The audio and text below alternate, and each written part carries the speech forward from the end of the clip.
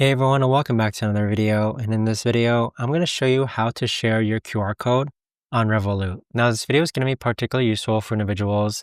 Let's say that you want to go ahead and share your QR code so that someone could actually go ahead and pay you.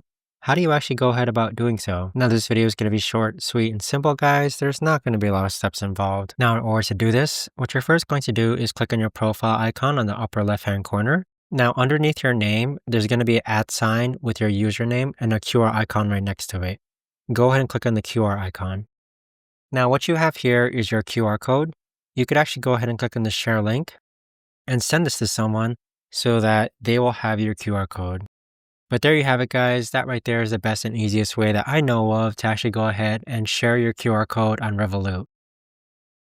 If you guys know of a better or easier way to actually do this, let me know in the comments down below.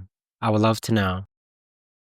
Thanks so much for watching, everyone, and I'll see you guys all in the next video.